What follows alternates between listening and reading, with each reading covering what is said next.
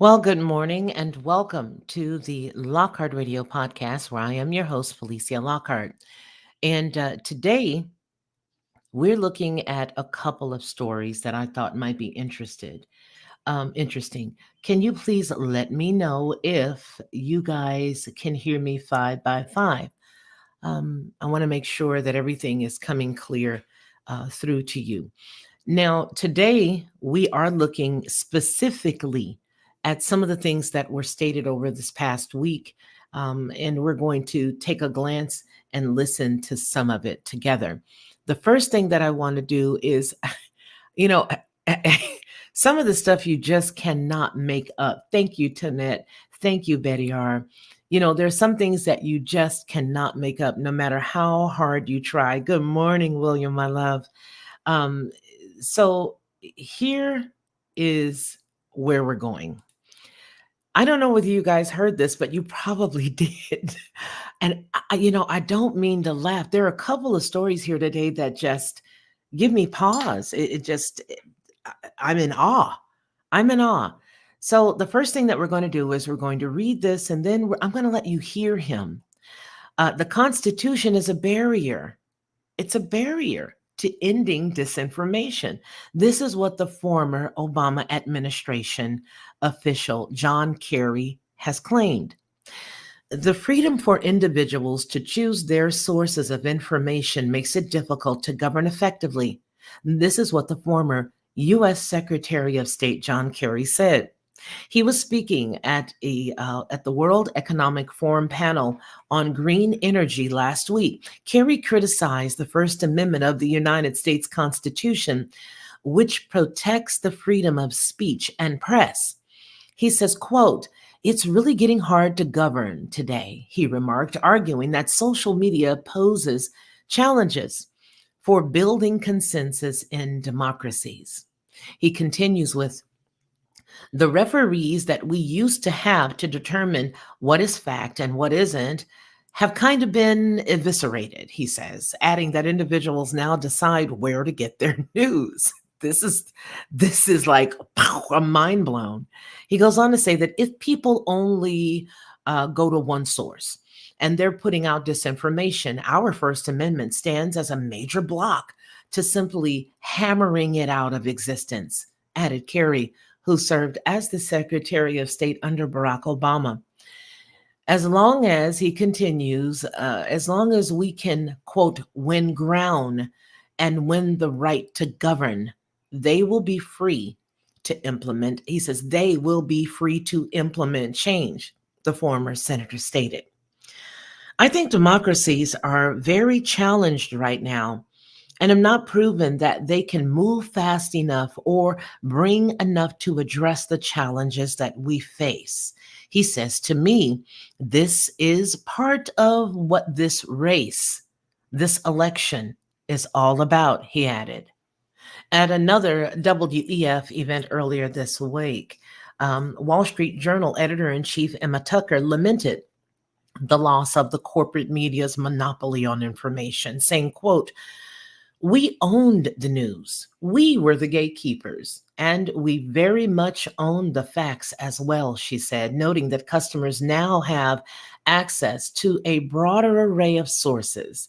Amid increasingly divisive election rhetoric research does suggest that Americans trust the media even less than they're willing to publicly admit. While 24% of Americans claim to trust the media to tell the truth, get this, only 7% believe it privately, according to a study that was completed in June by the think tank Populous in cooperation with Gradient and YouGov.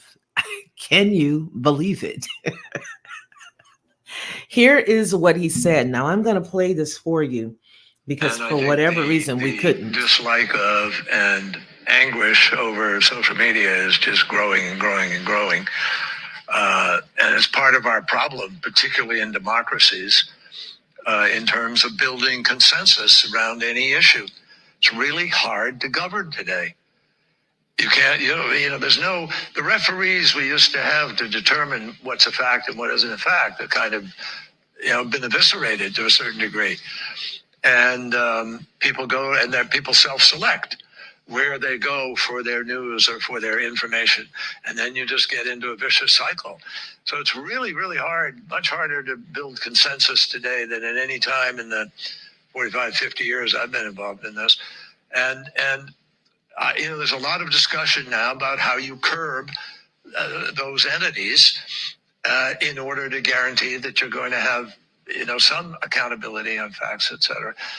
But look, if people go to only one source and the source they go to is sick and has an agenda and they're putting out disinformation, our First Amendment stands as a major block to the ability to be able to just hammer it out of existence. So what we need is to win the ground, win the right to govern by hopefully having winning enough votes that you're free to be able to implement change. Now, obviously, there are some people in our country who are prepared to implement change in other ways, and so that's you're really questioning dangerous. really if democracy can survive unregulated social media. I think democracies are very challenged right now, and have not proven they can move fast enough or big enough to deal with the challenges that we are facing. And to me, that is part of what this race, this election is all about. Will we break the fever in the United States? Will they break the Quite fever an illustrious. in the United States? I'm sorry.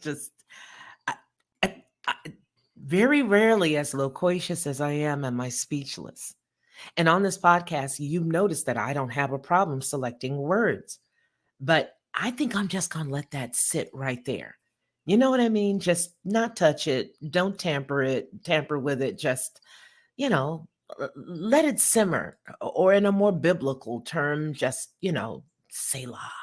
Just let it sit. Just think on that. Just think about that. Ah, wow. So it appears that the plan is to win enough ground and to earn enough votes to change whatever it is that they want to change. But I'm gonna leave it alone. I'm gonna, just for sake of argument, I'm gonna leave it alone. Now, I'm gonna move on to another story because I found this story pretty unique. And the question was posed, what's the UN's new pact for the future? This came from one of our supporters here at the channel. And she's actually one of our mods. So she sent this in, and I really found it a curious read. What's the UN's new pact for the future, and why did Russia oppose it? Is the question. I'm going to read the whole thing. So, like many UN documents, it's packed with big goals, but is short on specifics about how to achieve them, and its passage was snubbed by Moscow.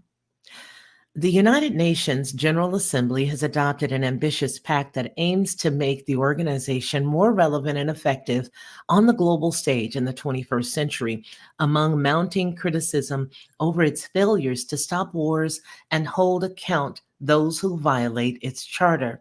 Russia and Iran were among 7 nations to oppose the Pact for the Future, but they failed to prevent the entire document from proceeding during the summit that ran on Sunday and Monday.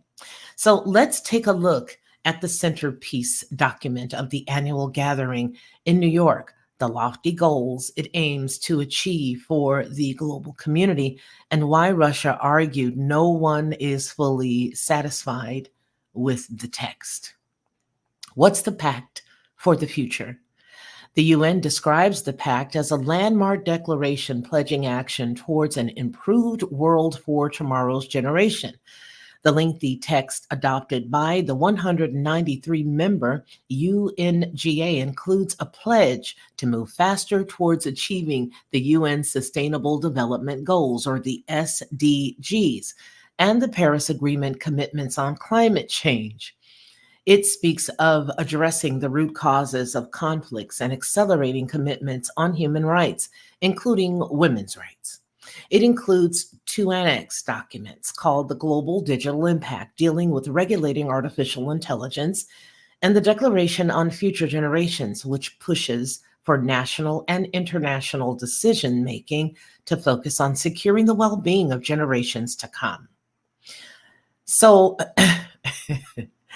here's a quote: "We are here to bring multilateralism back from the brink."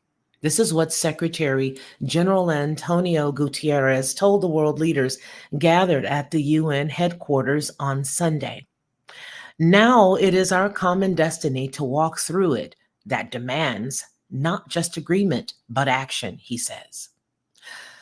The pact covers a range of topics with differing levels of ambition, and different UN forums and agencies will be responsible for following up on different topics, according to Richard Gowan, who is the UN director at the Crisis Group. Here's a quote: "Some of the proposals are quite specific, like a request for the Secretary General to review the state of UN peacekeeping operations. Others, such as a promise to work towards nuclear disarmament, are sadly more rhetorical flourishes than concrete proposals. Nonetheless, it is important that the UN members work out a proper implementation plan for the actionable parts of the pact, as we have often seen leaders sign off on fine sounding pledges at the UN and then fail to follow through on them." Now, does the pact spell out how it's going to make the world better? Not really. As is often the case with the United Nations resolutions and pledges, the Pact for the Future is packed with lofty goals and commitments, but is thin on actual realistic steps that the body can take to implement its own visions. Here's one. The document asserts that nations will end hunger and eliminate food insecurity. Just get rid of just get rid of it. And it addresses global finance and investment gaps. It commits to fair multilateral trading systems, and I'm wondering, how is it going to do that? It has the commitment, right? And to also achieve gender equality. Well, we see that working every day, so apparently that's one thing. It also has a plan to protect the environment and the climate and protect people affected by humanitarian emergencies. But it is silent on how the UN and its members will do this. This sounds a lot like what we're dealing with right now, right? It sounds a lot like what we're dealing with right now with some of the candidates that we have, that names will not be spoken, but they've got these great lofty plans, but yet you're not able to find out exactly how they're going to do it. Or if you are able to find how they're going to do it, you are left wanting, trying to understand, how is that even a thing? You're going to do this, but how is what you're planning to do even a thing? Now, as Israel's war in Gaza and Russia's Ukraine war and the civil war in the Sudan continue to claim lives, it recommits the UN to support the International Court of Justice, but at a time when Israel has made it clear that it will not allow the UN court to affect its devastating war, in which more than 41,000 people have been killed in Gaza. The new pact does not spell out how the body plans to get members to follow its rules. The pact sets out also to promise to revitalize obligations and commitments on disarmament of nuclear and biological weapons, to, quote, renew trust in global institutions by making them more representative and responsive, and promote to protect human rights, including through fighting racism and xenophobia. Again, however, these are mere promises in their text. One of the pieces that really I found curious about that whole paragraph was the disarmament of nuclear and biological weapons. Perhaps the reason why they're not able to go through that and say exactly what it is that they mean is because that means that a specific place, a specific country or two or three won't be able to actually comply with that part. And so maybe that's the reason why they just left that null. Who knows? Reflecting growing dissatisfaction with deadlock, the lack of global representation in the UN Security Council, the document pledges to redress the historical injustice against Africa as a priority and improve representation for Asia, Pacific, Latin America, and the Caribbean. But again, the document makes no mention of how the UN will speed up reforms the global South has been demanding for years. And I don't see them as doing anything as it relates to the injustice for Africa as a whole, because as we know, Africa is responsible for a great many minerals, believe it or not, a lot of water. Believe it or not, a lot of water and a lot of metals, very important metal. And I think that if they were to even do a portion of this, it would only illuminate who it is that's robbing this continent of those items. It would illuminate the people all over the world. To the tune of China, to the tune of the United States, to the tune of the UK and all these other areas. So I think it sounds good, that they want to help and do this, but it's almost impossible to help if the preponderance of your group are the ones who are doing it. Does that make sense? Now, the Pact for the Future adds that it wants to accelerate the reform of the international financial architecture and bolster the response of global shocks and improve cooperation on exploring outer space and preventing an arms race there. My goodness. We could go on and on with that one, can't we? I mean, any good comedian would just poke fun, but I digress. Many of the countries leading the space race are also permanent members of the UNSC, with veto powers that insulate them from any meaningful criticism. As many UN resolutions go unheeded, the pact pledges to strengthen the response of the UNSC and to revitalize the work of the UNGA while strengthening the overall UN system, including the Economic and Social Council and Peace Building Commission. How, though? Again, there's no mention. Gowan said that many of the UN members believe the UNSC reform is essential after the wars in Gaza and Ukraine, but actually cutting a deal would be difficult, as will be reforms in the international financial institutions. Here's a quote he says: I think that overall developing countries had a bigger role in shaping this pact than did, say, some in the previous UN reform processes. But the United States still effectively defended its red line on issues like the international financial system, he says. The pact is far from perfect, and many people may feel that it lacks the depth and the urgency required to deal with the global polycrisis. But I think that we should be grateful diplomats could work out a deal at all in the current bleak environment, he says. So here's the question: why the opposition? Russia, Iran, North Korea, Belarus, Syria, and Nicaragua introduced a last-minute amendment to the draft resolution to assuage their criticism of the text, which mainly revolves around the national sovereignty and the role of the external entities in domestic affairs. It added a paragraph that said the UN shall be driven by intergovernmental decision-making process, and its systems shall not intervene in matters which are essentially within the domestic jurisdiction of any state, in line with the organization's charter. Russia's deputy foreign minister, Sergei Vershinin, told the summit that those who coordinated the text over many months, Germany and Namibia, only included what was dictated to them mainly by Western countries and ignored Russia's repeated request for intergovernmental negotiations on the text. He described this approach as despotism. Moscow, he said, would distance itself from the consensus on this document. Vershinin also stressed that the pact could not be viewed as creating any new mandates and obligations for states, as it is simply a declaration and a very vague one. But the Republic of Congo, representing Africa's 54 nations, and Mexico, a major Latin American power, rejected the amendments, preventing them from going through and paving the way for the document to be adopted.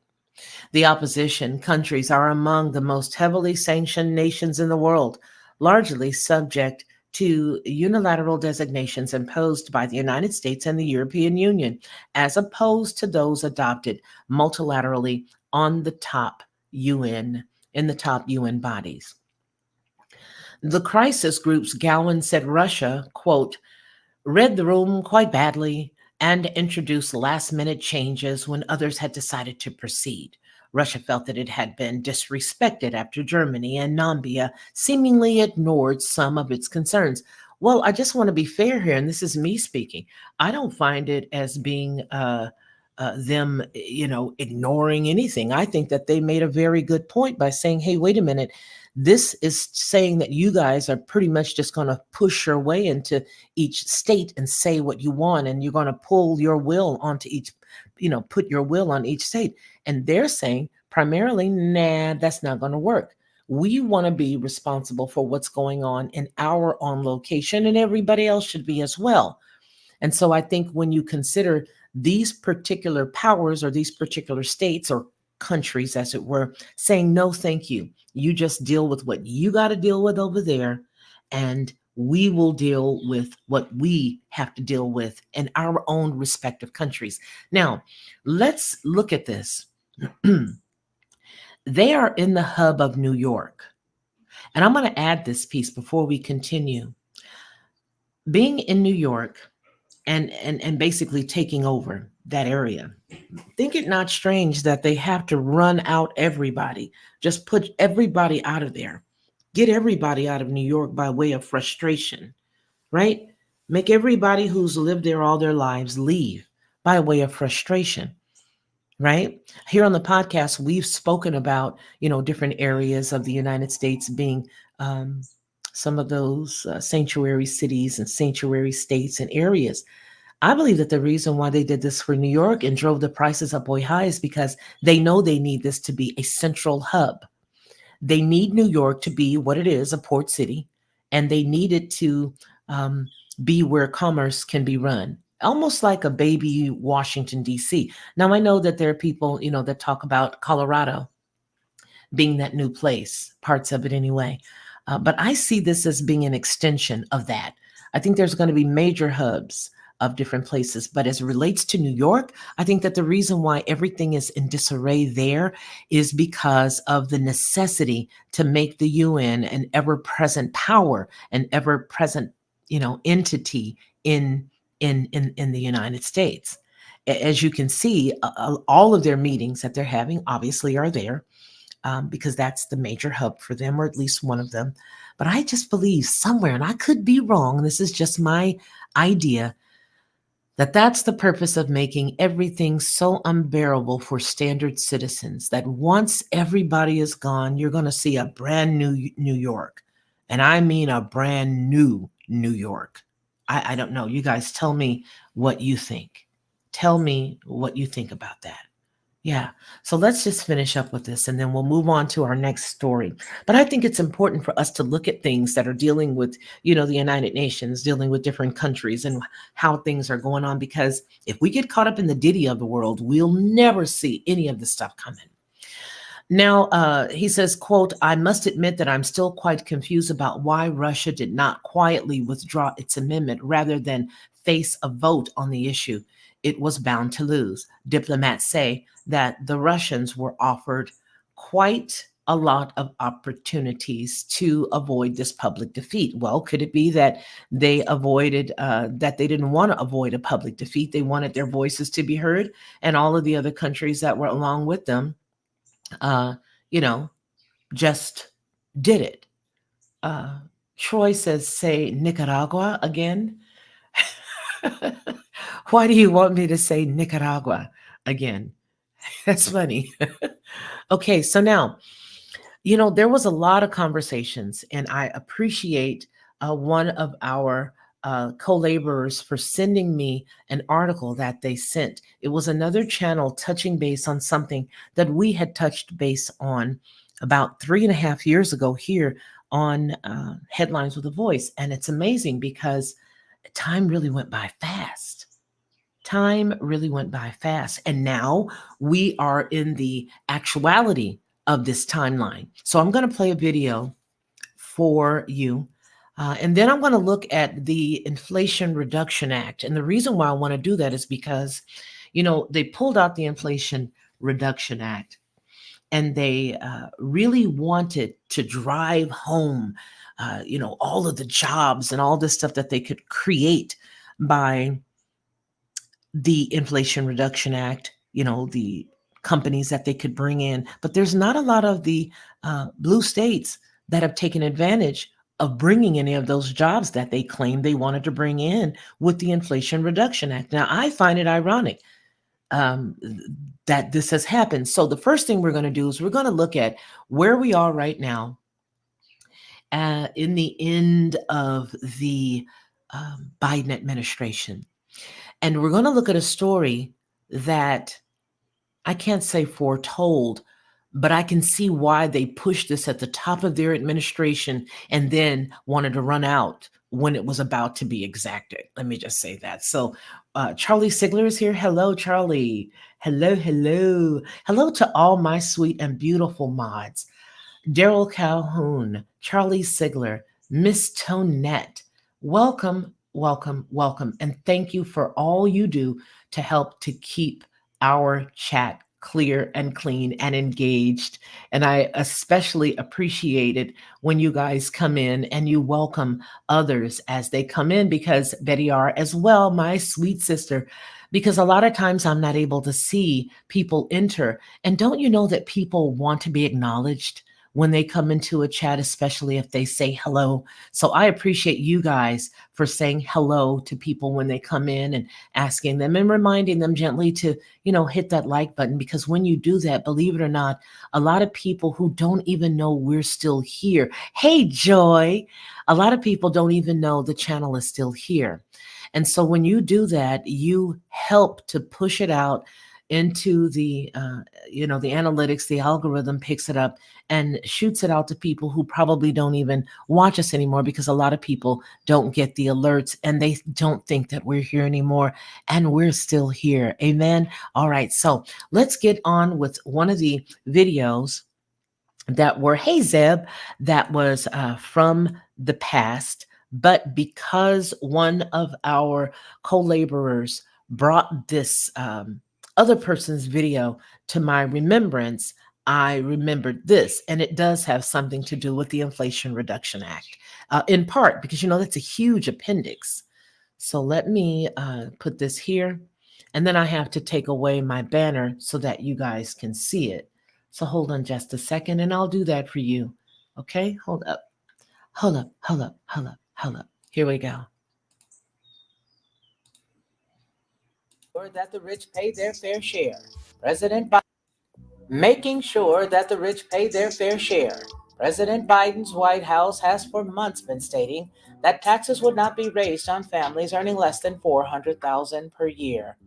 Yet one aspect of the infrastructure bill is potentially set to hit these families the hardest. Section 13002 of the bill outlines a pilot program to study taxing driving by the mile.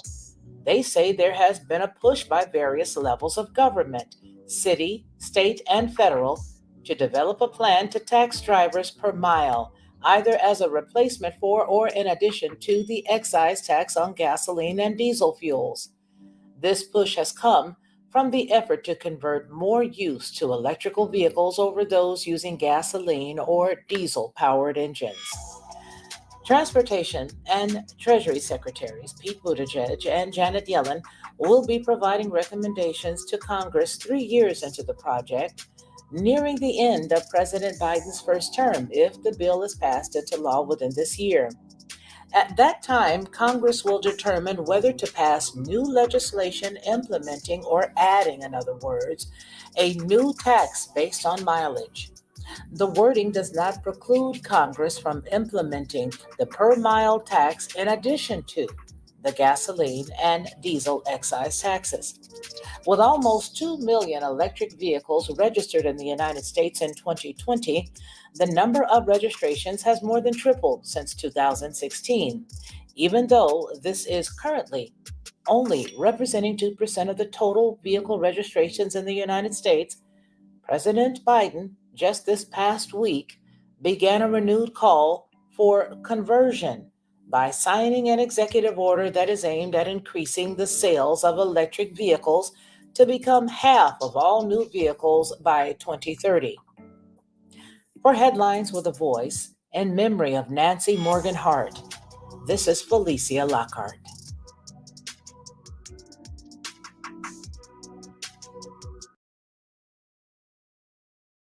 Okay, so you saw that. Now, what I want to do is I want to bring you guys up to speed on where we are now. And again, I want to thank our brother for sending the reminder to me because, like I said, he sent another story somebody else had covered. And I was like, hey, wait a minute. I remember we covered that a few years ago. And so that's why I put it out there. So let's take a gander at this. And uh, two things. Two things. We got a lot of stuff to cover, but we're going to get through it really quickly because I don't want to belabor the time. But the California program testing per mile tax rates on drivers, but not 30 cents. So they had a conversation where somebody needed to, fact check something and somebody said something else. Who really cares? But I'm going to share this video with you and then we're going to go from there. Hold on just a second so I can get it for you. All right. Anyway, here we go. All right, so California program testing per mile tax rates on drivers, but not 30 cents. So apparently there was this big scare, right? Here's the funny thing about that.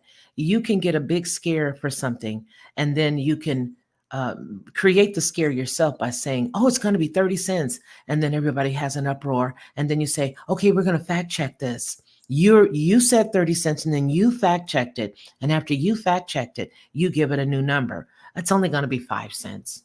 Oh, whew, I thought it was going to be 30 cents. It's only going to be 10 cents. Oh, whew, I thought it was going to be 30 cents. So everybody gets upset, right? Yeah. All right. Let's just get down to the brass tacks of it all. Let's just get down to it. Now, on a May 30th Instagram post, claims that residents in the country's most populous state will soon be paying significant fees. It says, breaking news, California is planning on taxing citizens 30 cents a mile as they drive, reads the screenshot of a social media post. Now, that post got about 4,000 likes in 1 week. Other versions of the claim spread widely. Now, why is this important? Because this particular story, when they're fact checking, goes to them because, of course, they have to prove why they want to restrict your freedom of speech. So this story has multi-prongs. It says, as more drivers switch to hybrid and electric vehicles, California has lost a gas tax revenue that helps support the state's transportation system. A state-run pilot program will test taxing drivers based on mileage instead of fuel usage.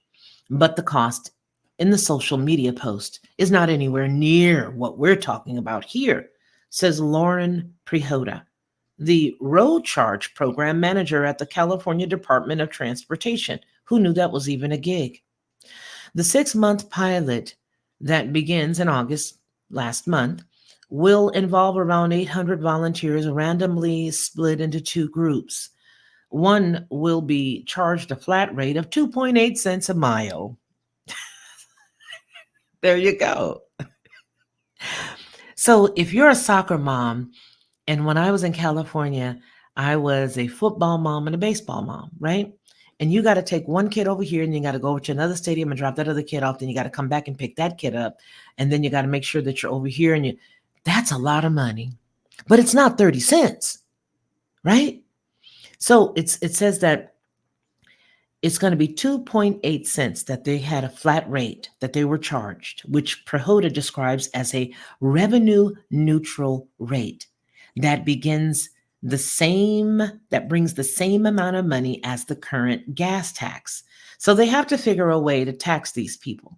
First, they tell you that you're going to really save on the environment. You're going to save on money by getting one of these, $10,000 per battery electric cars. And then they let you know that, hey, you're not going to be using any gas. So your mind automatically says, well, great. I'm not going to be taxed on gas. Well, not so fast. We've got to get our cut, they say. And the other group will be taxed based on their vehicle's fuel efficiency. The rate decreases as fuel efficiency increases. Now, the rate is calculated and divided by dividing the state's per gallon fuel tax, which will, which will be 59.6 cents per gallon. Oh my God, Californians, as of this past July, by the EPA's fuel economy rating for a particular vehicle. Though the legislation that created the program doesn't specify a rate cap, Prahota said the social media posts are a stretch. Really? Come on. I can't see that as being a stretch. Y'all got 59.6 cents per gallon in California as of this last July? And you all still there? Why are you still there? I ask my son all the time. Oh, Lord of mercy. Okay, so anyway, though the legislation that created the program doesn't specify a rate cap, Prahota said the social media posts are a stretch and says, quote, I highly doubt it would ever go to a level that would be 30 cents per mile. Really? Okay. A Toyota Prius, for example, is among the most fuel-efficient midsize vehicle, getting 56 miles a gallon, according to the EPA.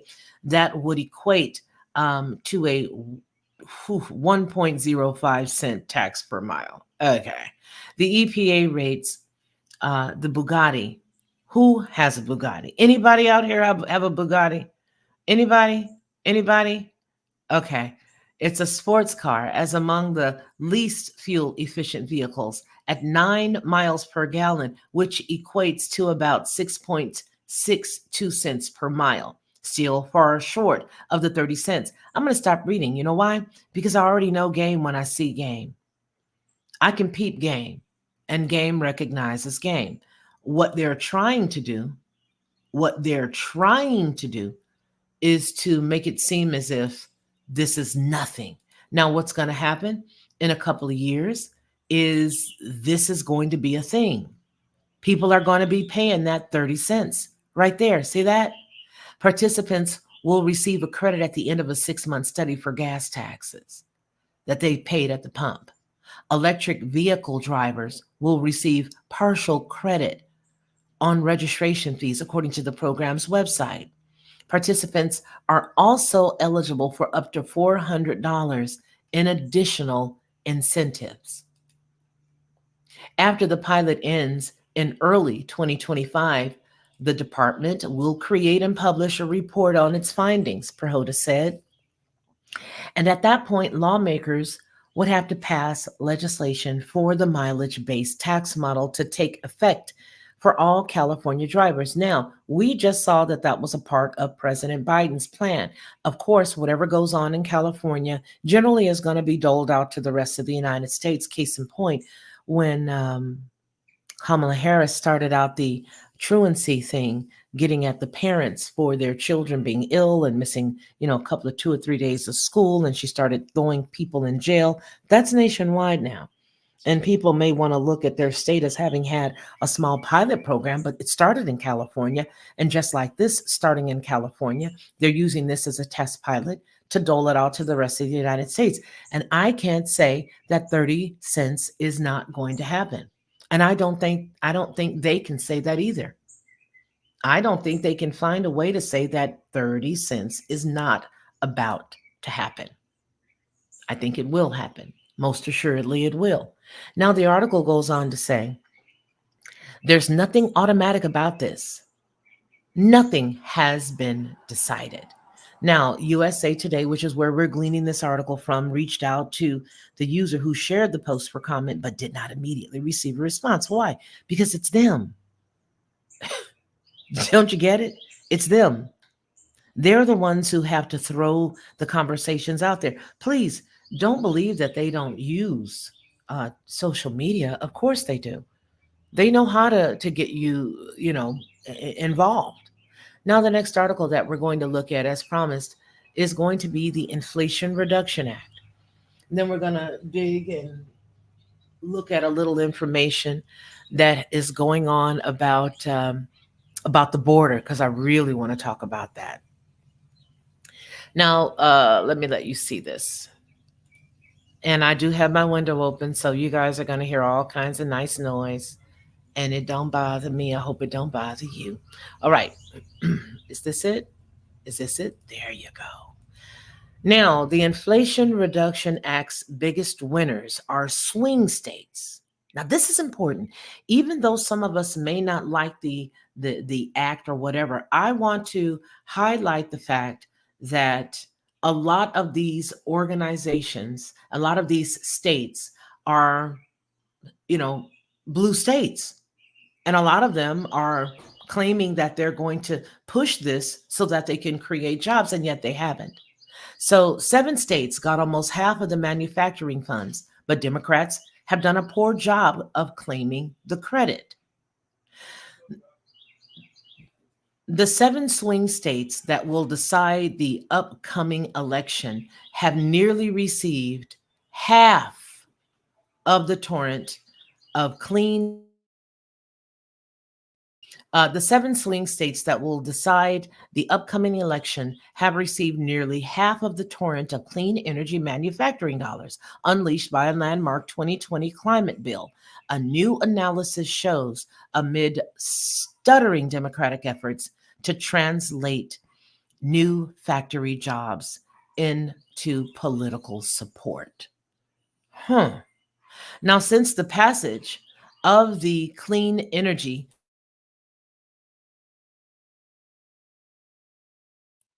Since the passage of the Clean Energy Incentives in the Inflation Reduction Act, a bill called the most significant climate law in the history of mankind by Joe Biden, nearly $150 billion has been announced for a flurry of new American facilities producing electric cars, batteries, and components for renewable energy.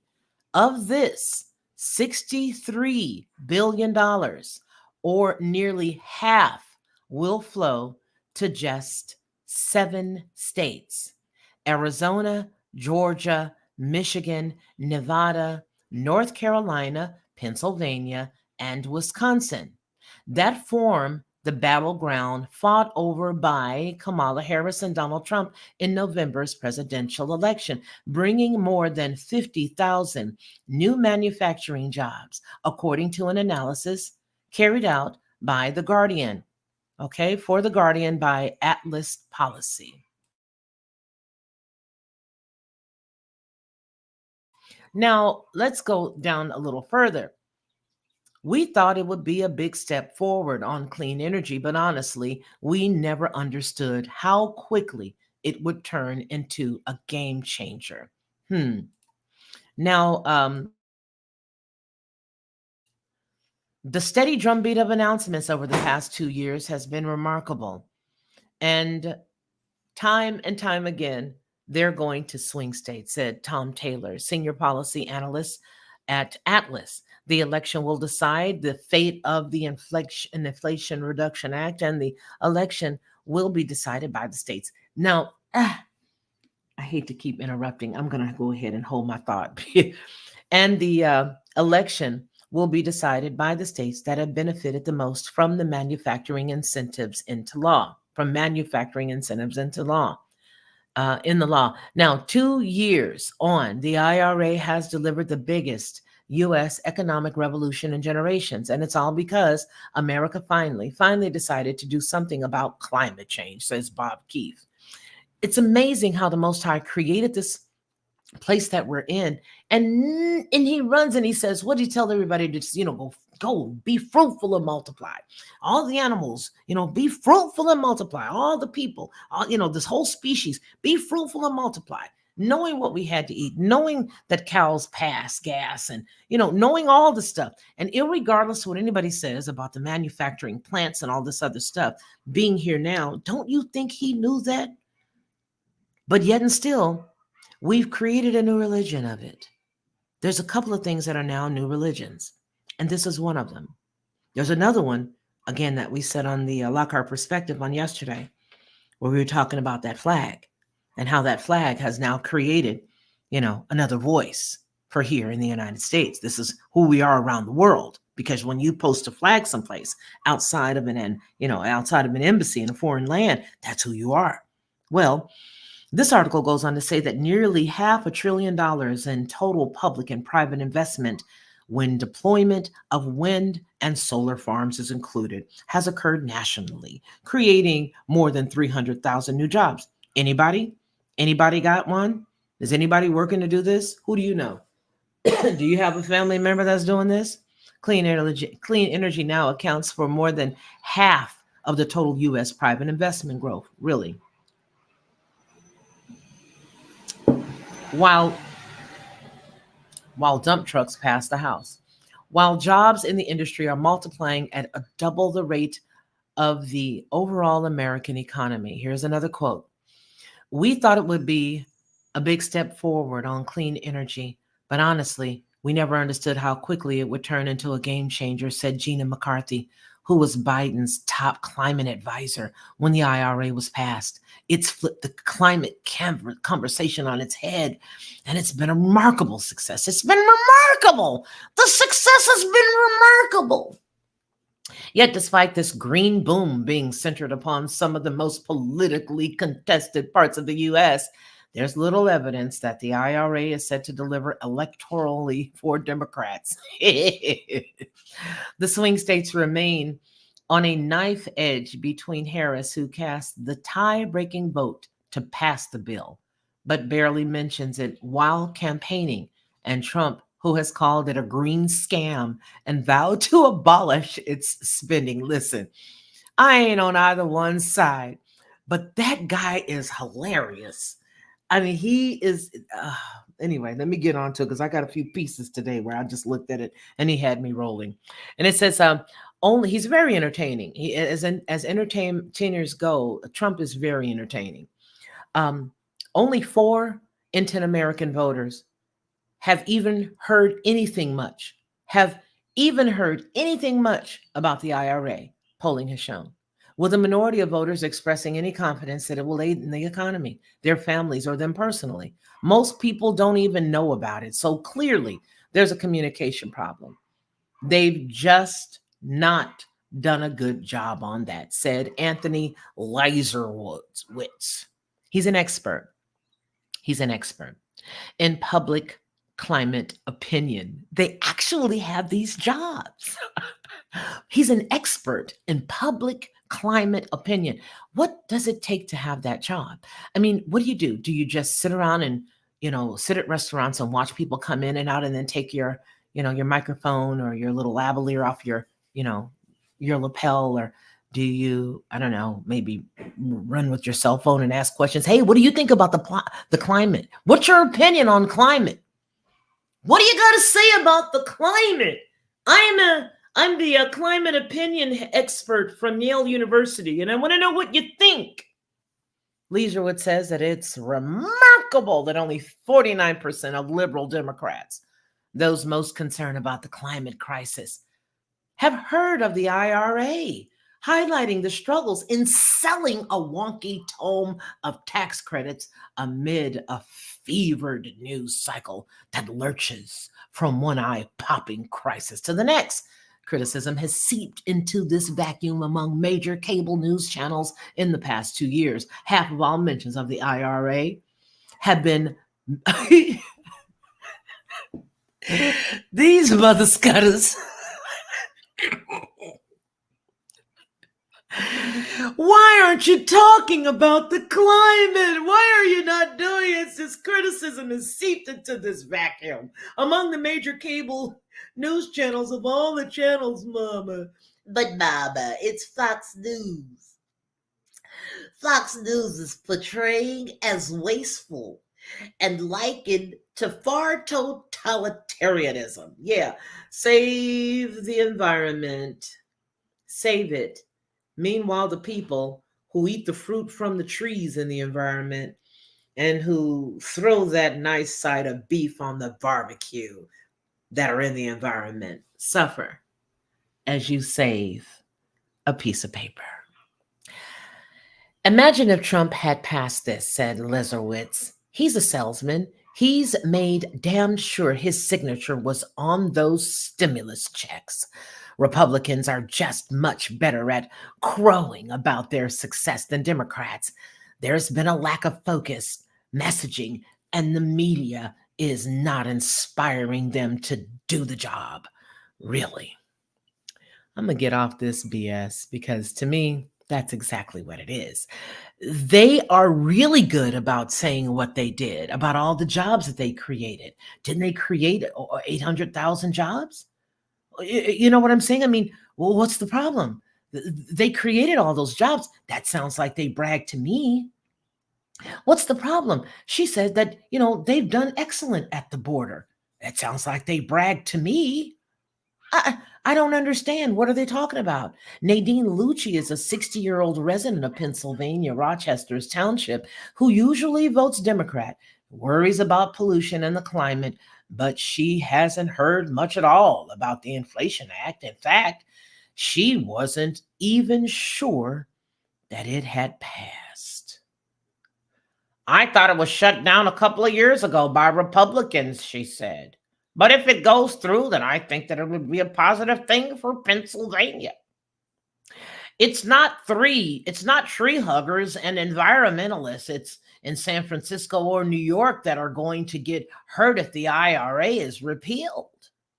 When told the bill earmarked historic levels of funding for green technology, Lucci said it sounded really good to me. Sign me up. I'll take two. Oh, I can't vote twice? Okay, well, sign it up to me. It sounds great. I'll have one. And one for my dead sister. We all could use it. Everybody could use it. But no, I haven't heard much. Frustratingly for Democrats, this appears to be a trend. Leserwitz's polling has found that when voters are actually provided a description of the IRA, an overwhelming 3/4 of them support it. Sign me up. They say, continuing with his statement, it's just an enormous wasted opportunity, and I, for one, am really upset. I'm going to make sure that I knock on enough doors. That's him knocking on the doors. Hello? Hello? Please open the door. I don't know if you know who I am, but I am the climate guru, the climate professional, and I teach at a university. And if you don't talk to me, I'm probably not going to have a job in 2 years because it's apparent none of you guys know who I am and none of you guys are taking this seriously. Proclaiming the Inflation Reduction Act has been a challenge from its birth, which required assent from Joe Manchin, the coal baron senator and most conservative Democrat in Congress. Most conservative Democrat in Congress. It was bestowed a clumsy name that bellies what it is, an enormous climate and energy bill with some healthcare add-ons. and has befuddled basic public recognition. He says, quote, I wish I hadn't called it that, Biden lamented last year. It has been challenging because it's technical in nature, McCarthy said of the bill. It's been a little slow to energize people, and for it to become a personal thing for people to grab onto, well, it's a big bill. But I do think we are beginning to see momentum gathered around it. The dense 274-page bill outlines some mansion-friendly measures controversial with environmental groups, mandated oil and gas drilling leases, dollops of cash for unproven carbon capture products. Go out there and capture that methane, I tell you. If you run fast and you get behind a cow's, you might be able to capture it. If you run fast and you get behind a cow's, you might be able to capture it. But at its core was a shot of adrenaline to the heart for the climate movement and to an economy ravaged by the crip walk, the dance that shall be nameless. Uncapped tax credits for clean energy for the next decade that could top $1 trillion, grants for industrial emission reductions, rebates for Americans to buy those little cars that can get stuck on the side of the road because there are no charging ports near your house if you're living in the hood. If you're living in the hood, Americans have been cajoled to buy the electric cars, but incentives for people to get heat pumps or electric stoves at home. Electric freaking stoves. I'm going to tell you, I loathe electric stoves, especially the ones with the weird old glass top. Food is supposed to be cooked on fire, cooked on gas, cooked on the stove with iron grates and blue flames popping out with the gold tips peeking at the top.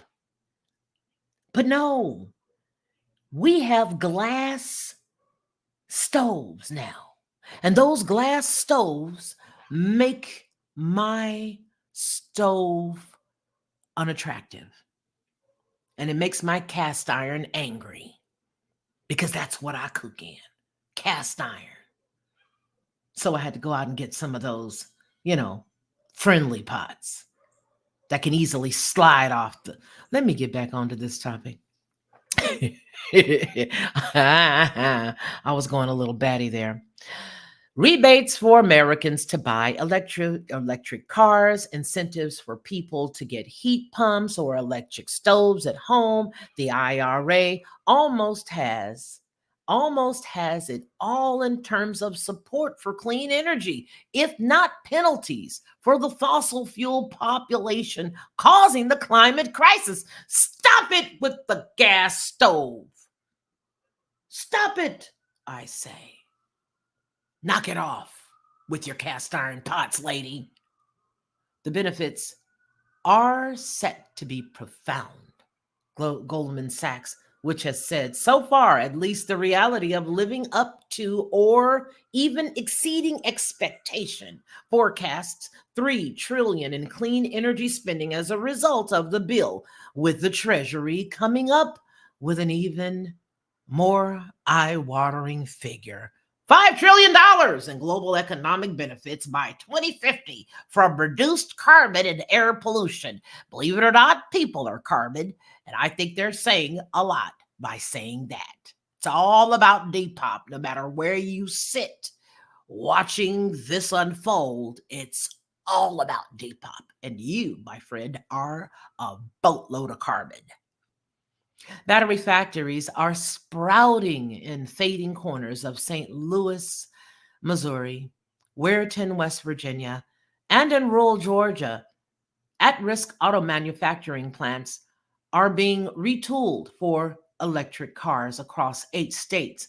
A former paper mill in Lincoln, Maine is being reimagined as a massive energy storage facility. Solar farms are blanketing parts of Arizona and Texas and Indiana. Clean aluminum production is starting in Kentucky. And green steel in J.D. Vance's Ohio hometown. Many of the dozens of the new projects are in places where opportunity has left, as Ali Zadi, the White House climate advisor, has put it, with a vision of reinvigorating blue collar towns, helping the United States close the gap on the clean energy powerhouse of China. Child, please. China done threw all of this stuff in the garbage and moved on. Y'all went out here and got your rebates for purchasing those slip sliding away stoves instead of using gas. And China quickly just reversed everything. China said, forget y'all. We ain't tripping with you guys. You guys are crazy. We're not doing any of that. They literally turned around from everything that they said they were doing. Here's a quote as we close this part out.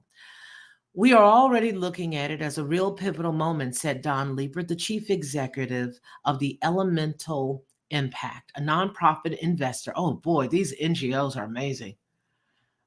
This is actually a nonprofit investor in the climate tech. We added that our portfolio companies see extraordinary opportunities in rural areas of the United States because of their manufacturing history. Okay. Blah, blah, blah, blah, blah, blah. 66666. All right. Now, I do want to talk about the Border Patrol Union guy.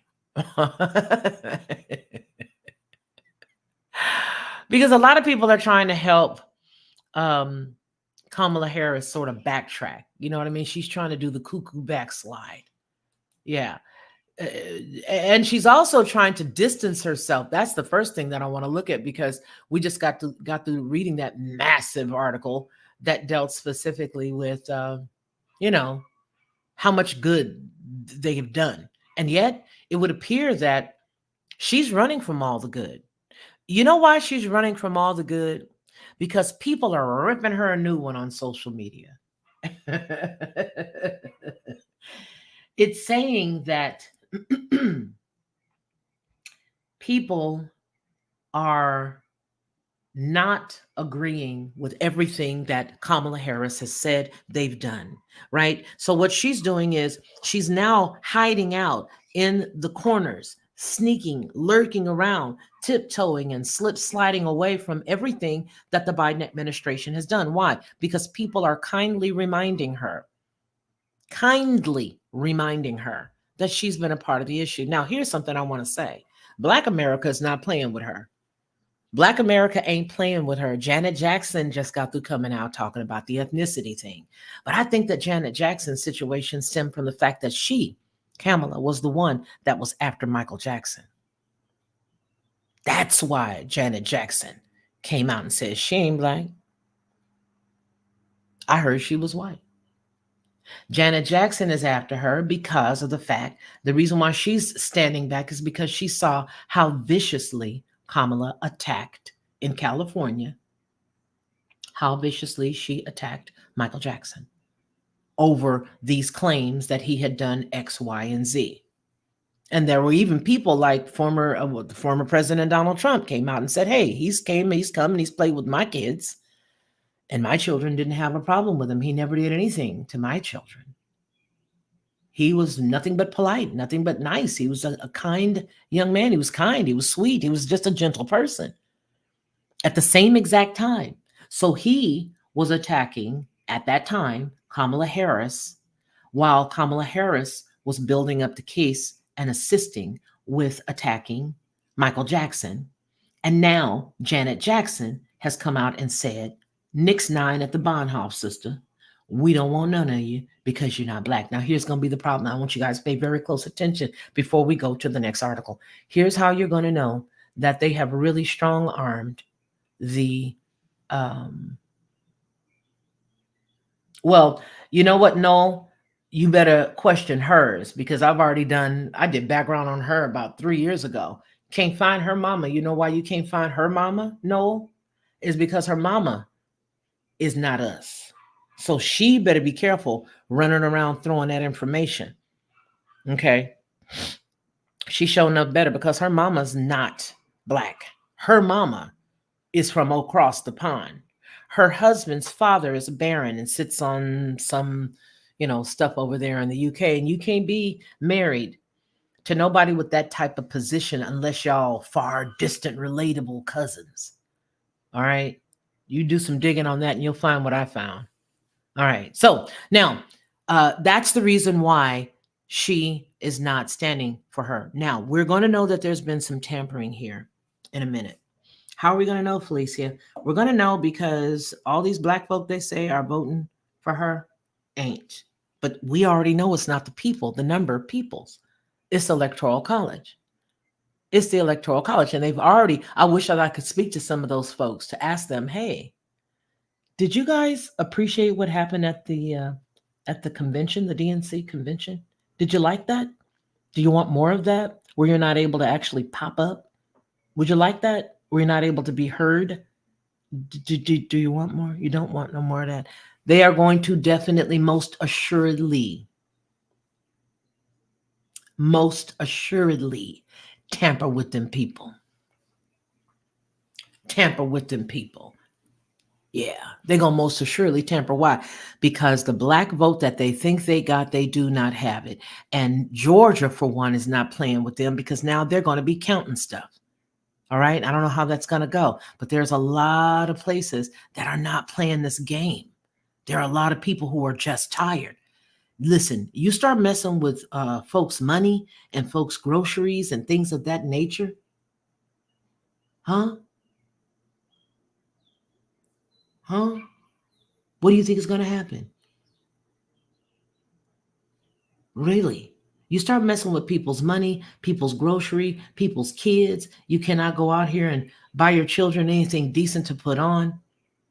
There are people who don't have no money, baby. And when you start messing with people's money, people start to look at you a little different. So now what she's doing is Kamala's got enough sense to say, I'm just going to distance myself from all of the wonderful things that went on with Biden. And there are surrogates that are explaining her flip-flopping. Let's take a look at some of the flip-flopping. Now, as Joe Biden walked onto the set of The View, one of America's most popular daytime Democratic mouthpieces, television programs, he was greeted by Hail to the Chief. Boy. Hail to the chief, he's the chief and he needs hailing. What show was that? Oh, you guys put it in the chat. Daryl Calhoun, Joy Calhoun, Betty R, y'all put it in the chat. Put it in the chat. Put it in the chat.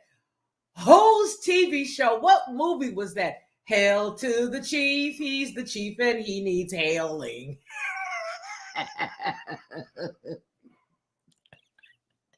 Do y'all remember that?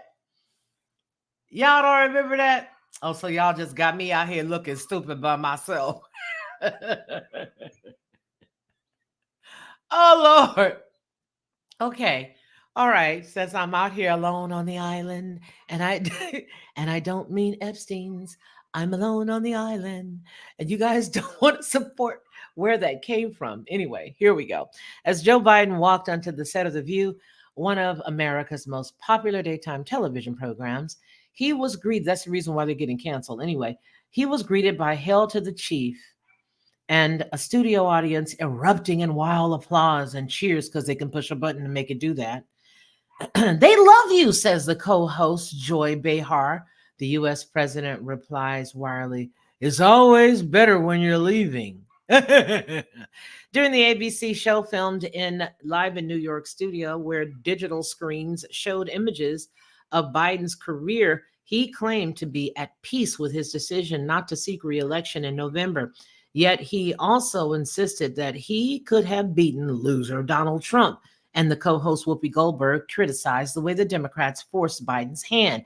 I didn't like the way it was done publicly.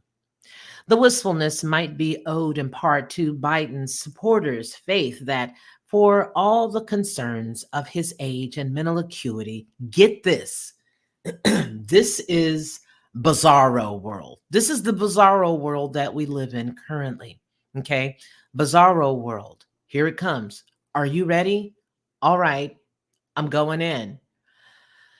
For all the concerns over his age and mental acuity, his record should be viewed more as an asset than a liability. Their argument has been bolstered of late by trends that could neutralize three scourges of his presidency. Here comes bizarro world. Inflation has been tamed. I'm holding and pausing because I want you guys to put what you think, thumbs up or thumbs down, in the chat. If it's yes or no, you get the gist. Inflation has been tamed. Thumbs up, thumbs no. I'm holding. I'm still holding for the song. Okay, illegal immigration has been stabilized. Thumbs up or thumbs down. Thumbs up or thumbs down. Okay. Okay. Alrighty then. Alrighty. And then violent crime is down. All three of those things are what he's hanging his hat on. And they're trying to figure out why Kamala Harris seems to be reluctant to accept it. Why is she not running on those things? Because she already know that people is ripping her a new one. Because none of those things are true in Anytown, USA. In Anytown, USA, every single thing that they see here is opposite. In theory, it is a perfect recipe for electoral success, yet it is a gift that the Democratic nominee, Kamala Harris, seems reluctant to accept. Far from embracing her role in Biden's White House, the 59-year-old is presenting herself as a change agent who will turn the page and offer a new way forward. How can you offer a new way forward when you were a part of the way it was? You're trying to push the narrative of taking off the chains of slavery to all of the Black communities that you go around and sell your story of collard greens in the bathtub to. You are pushing that. And yet now you're trying to pull away from it. Now you're trying to say, we're not going back. We're not going back to the last 3 years that you put the country through. What is it that you're running from? And where are these slave chains? What are you talking about? You guys did it, if anything. If anybody put anybody in chains, it was you guys. So what exactly, who are you? It says the 59-year-old is presenting herself as a change agent who will turn the page and offer a new way forward. How?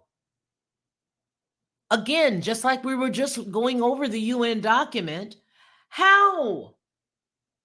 When you were in college, they ask you to show your work. Don't you drag no thesis in there and you're not explaining everything. Don't you take no thesis in there and you're not breaking it down. Don't you take a 2-page thesis thinking you're about to get some type of accolade other than the most dodo in class. This is bizarro world. Now, Larry Sabato is the director for the Center of Politics at the University of Virginia. And he says, a new way? Well, she's been a part of the very successful. A new way, get this, she's been a part of a very successful administration. And she was chosen by Joe Biden as vice president and then essentially chosen to be his successor. But she has to pretend that she's going to be forging a new path because she can't afford to be too closely associated with Biden. I'm going to sip my coffee on that one.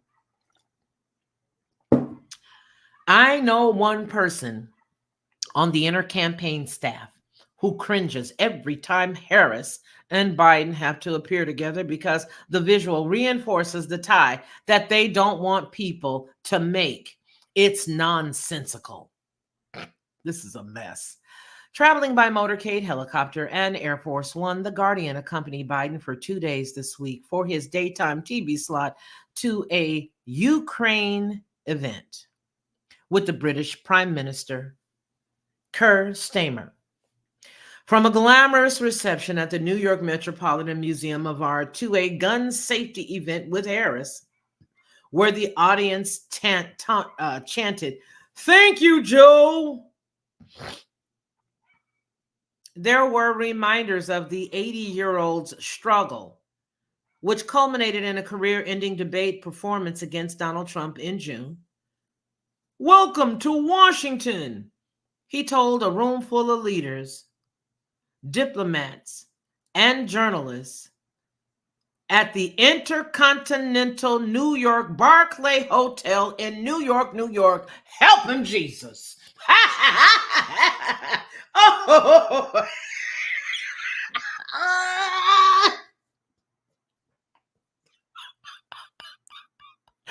Oh my God. You cannot make this up. There were reminders of the 81-year-old struggles, which culminated in a career-ending debate performance against Donald Trump in June. He says, "Welcome to Washington," he told a room full of leaders, diplomats, and journalists at the Intercontinental New York Barclay Hotel in New York, New York. Just let that sit there. And she's no better. She's absolutely no better. Get her in a room without a teleprompter and a piece of paper. Get her in a room untrained and get her in a room without any other questions being given to homegirl and watch somebody dance like Muhammad Ali bopping Frazier upside the head. Just do it. I dare you. Put her in there.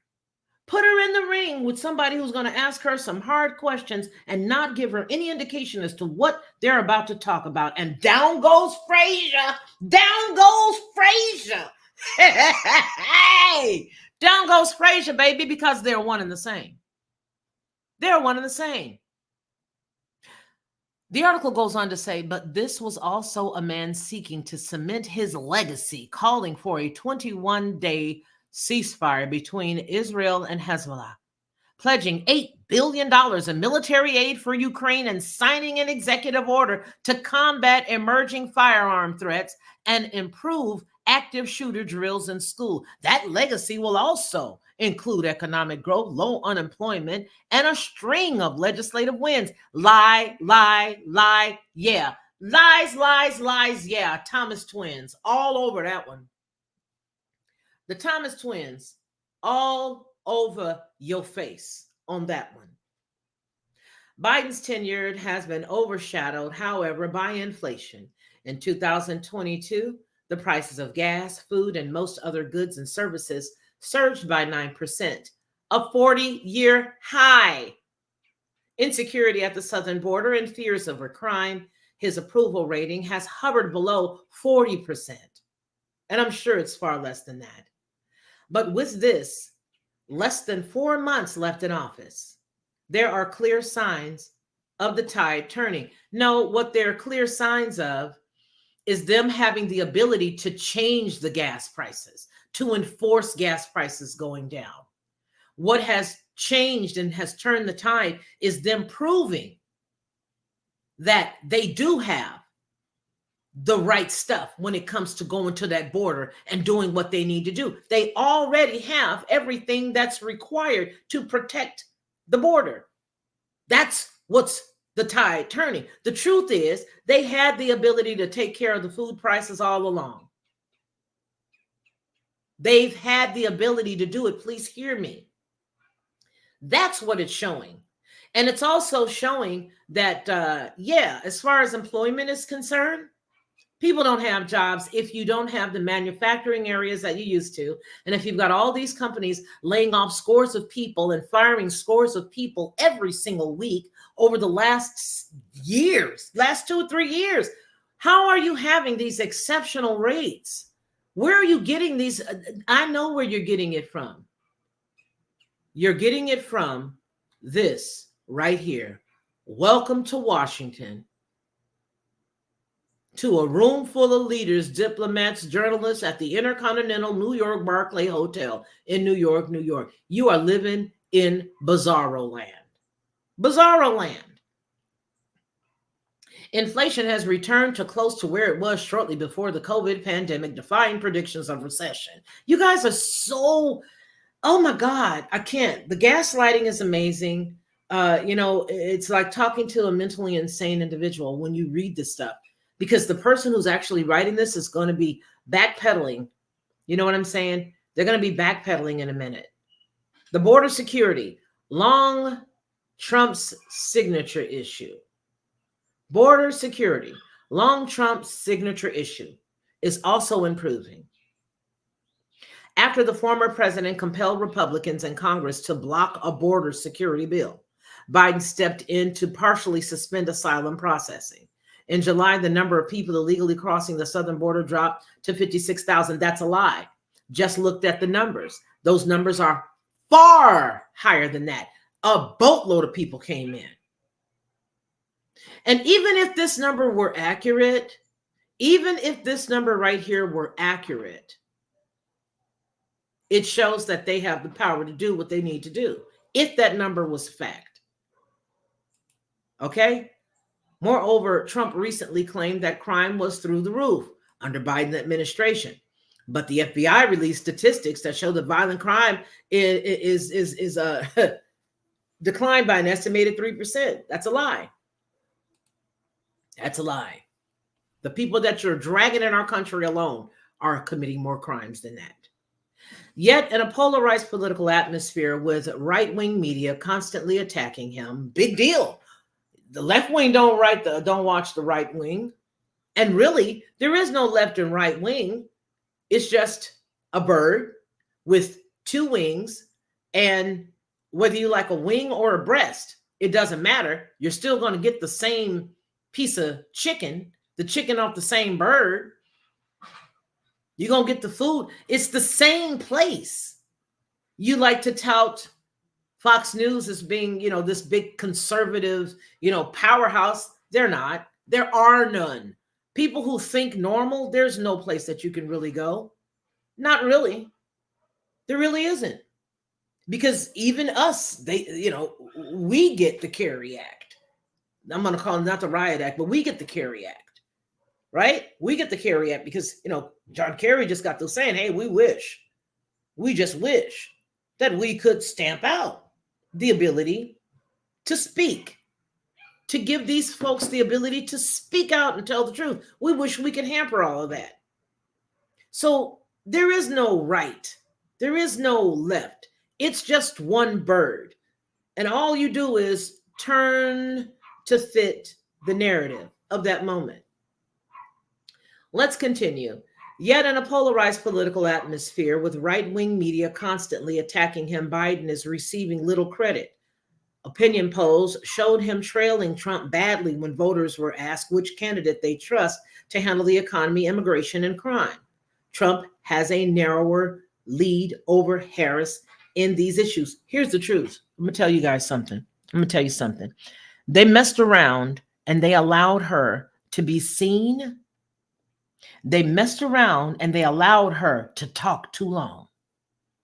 Because now I see less and less Black Democrats saying anything positive about her. At first, it was all of the Divine Nine. I saw everybody, and those people are still undoubtedly going to be supportive because that's what the Boule does. That's what the Black, Boule does. They are going to do that, and that's just a fact. I'm not, saying anything negative. They're definitely going to stick to their guns. And even if after they see something that the person that they have attempted to support has done something bad, they're still going to support them publicly because that's what they do. That's not necessarily a bad thing. It's just what it is. And there's no way we're talking about them. We're just specifically saying what is. So they done messed around and allowed her to talk too long. The amount of talking that she could do. Because now everybody is saying, whoa, wait a minute. What did she just say?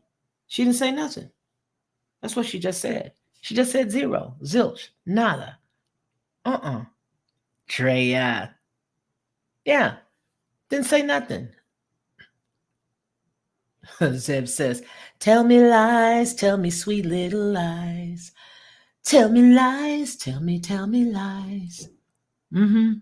Let's get on with this. We got two more stories. So now you got all these surrogates that are trying to run to her aid, which is so funny because even though all of these people are trying to flip flop for her because now she's going from one thing to another. Now you got Governor J.B. Prisker, who's absolutely rich as a dog. Rich as a dog. He's rich as a dog. Comes from a hospitality industry family, right? Doesn't he own lots of hotels or whatever? Anyway, Illinois Governor J.B. Prisker became the latest Democrat to defend Kamala Harris's ever evolving position on immigration, arguing it is natural for the vice president to change her mind over time. Quote, it's natural, of course, that you adapt to your policies to meet the moment, Pritzker said during an appearance on CNN's State of the Union on Sunday.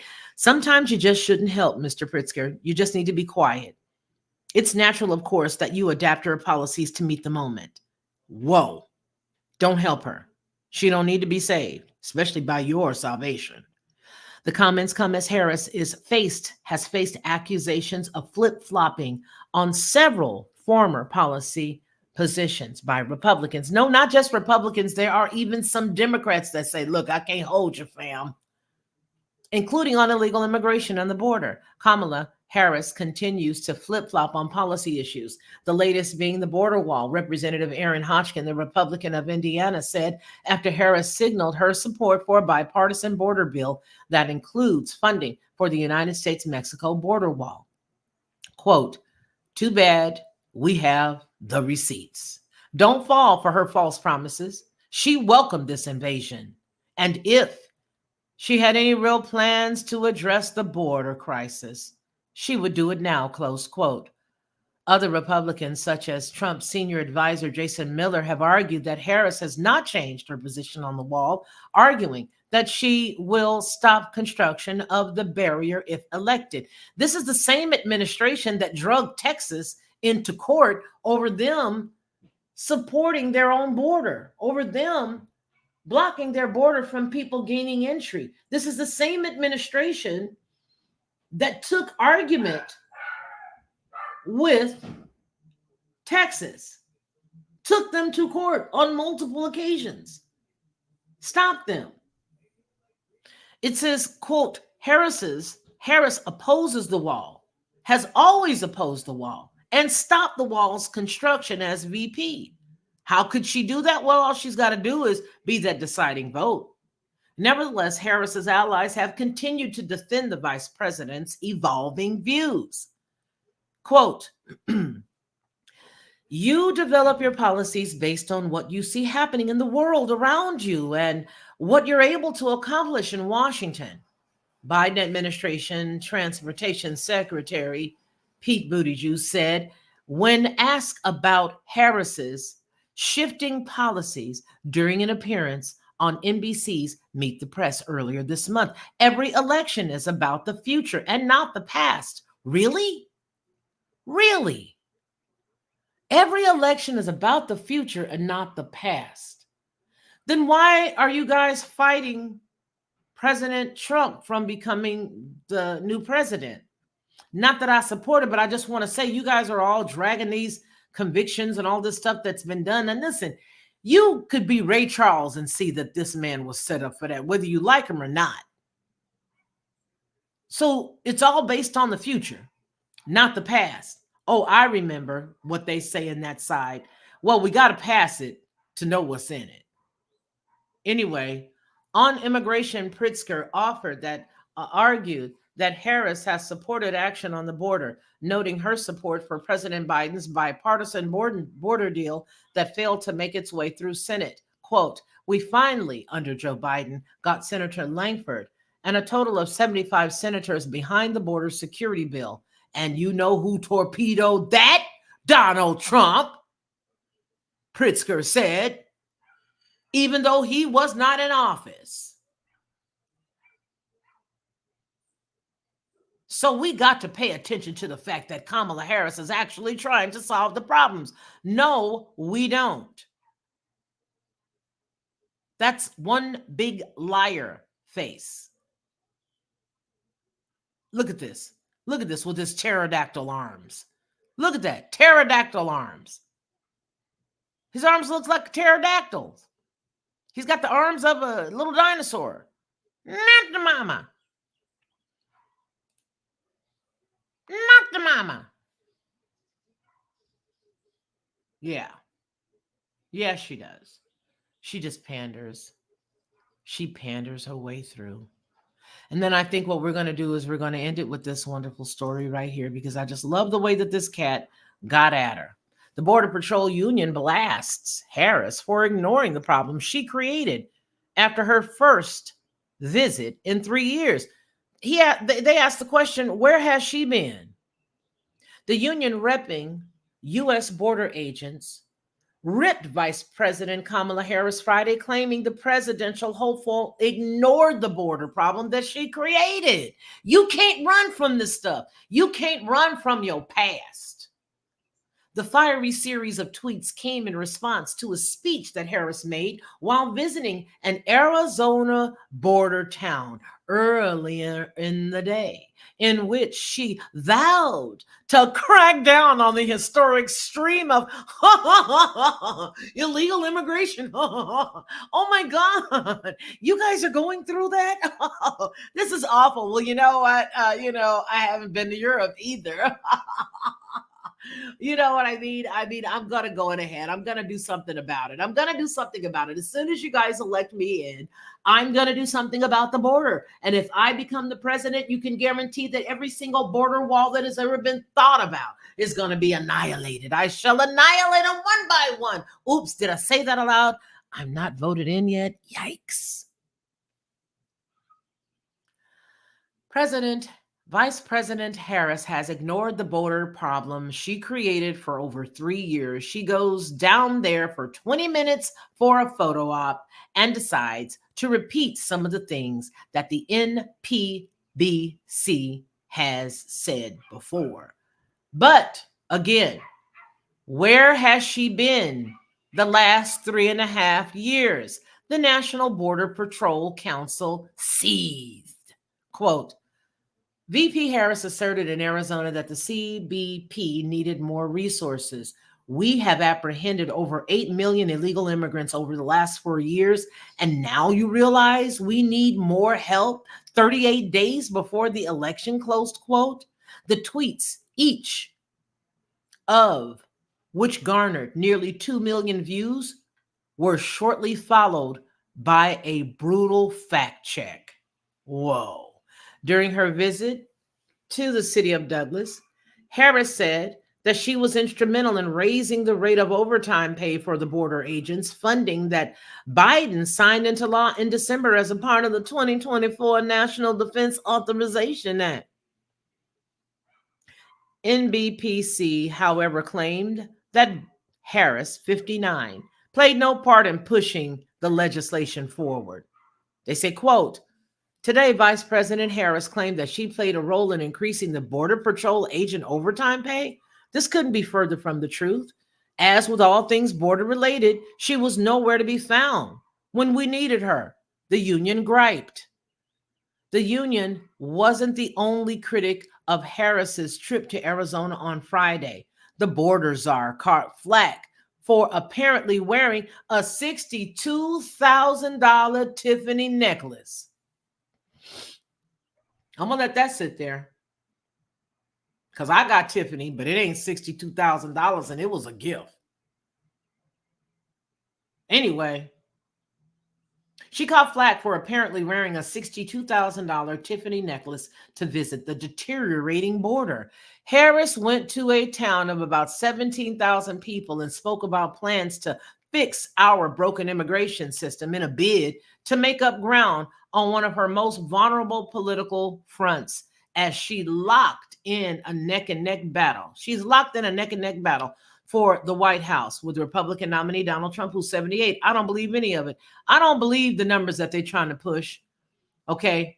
And I'm going to say that. I don't believe it Anyway, it goes on to say that it was her first trip to the southern border since 2021, since a 2021 visit to El Paso, Texas. And it comes shortly after news broke of federal data released the same day showing that more than 15,000 illegal immigrants currently living in the United States are convicted or accused of homicide. Harris has a slim chance. It says Harris has a slim, I think they mean chance, of winning an endorsement from the NBPC. The union picked Trump as its candidate in 2020 and tweeted earlier this summer, before Harris became the Democratic nominee, that it never will endorse Biden. Look at her. Look at her. I really want to get away from here. You know what I mean? Because I just don't want to be here. I have some chicken masala I want to go eat. I don't want to be here. Border Patrol union blasts her for ignoring the problem. Here's another clip of that. And there's another clip of that. And there she is trying to show her might. Okay. There she is. I'm done. I'm cooked. That's it for me. Stick a fork in me. I'm done. That's it. I appreciate you guys for hanging out with me for the last hour and 37 minutes. Thank you so very much. I do hope that everybody here has had the opportunity to hit that like button if there's been something you've liked, and make sure that you share it out if you can. Hitting the like button helps bring more people in. And believe it or not, that's the way the channel gets support. Because the more people that view the work, the more people that see the work, the more people get to come in. And we get the support that we need over here. Okay? That's what goes on. The more people you share it with, the more people that watch it, the more that we get taken care of. Okay, the less stress it puts on the channel members and the less stress that it puts on you folks here. Okay, because you don't have to come over and, do anything other than just hit the like button. You hit that like button, that's how I get paid. Okay, plain and simple. I do want to thank each and every one of you for your support for the channel. I thank each and every one of you for hanging out with me again for the last hour and 39 minutes. Please make sure that you check us out throughout the week, because we'll be coming back and forth every now and again. Maybe tomorrow. You never know. I don't see why not. Why not? Why not tomorrow? Why not tomorrow? I'll see you guys then. But make sure that you guys remember to do one thing that we always say, and that's please make sure you take care of yourself. Because if you don't take care of yourself, you already know nobody else is going to do it. I think that's been proven, right? And then after you take care of yourself, you can turn around and help everybody else. But remember to do what I always tell you to do. Take care of my friend, because my friend is you. Peace. Hey everyone, it's me, Felicia, of the Lockhart Perspective and Headlines with a Voice. I want to tell you a little secret. This is what I used to do, because I don't do it anymore. I would go to the store, buy the barbecue sauce, pour it inside of a bowl, put a whole bunch of different spices, a dash of brown sugar, a dash of maple, and a dash of mustard, stir it all around, and everybody would be like, oh my gosh, this is the best, this is the best. But I was exhausted after all of that, and a lot of times I couldn't remember how many dashes of what I put in it. But I don't have to do that anymore, because now I just go to Judge Joe Brown's website and I order his 3-pack of bottled barbecue sauce. It is by far the best, and I do mean the best barbecue sauce I've ever eaten. And when you go to his website and you order his 3-pack, you'll see exactly what I mean. Head on over to jjbbbbq.com and order Judge Joe Brown's barbecue sauce. You'll be glad you did, and you're going to tell me about it. I know you will. To receive instant notification each time I upload, please hit the subscribe button and the bell notification.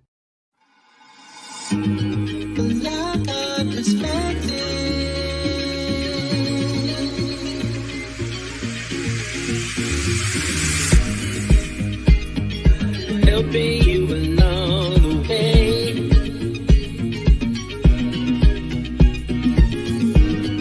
helping you to make it through another day.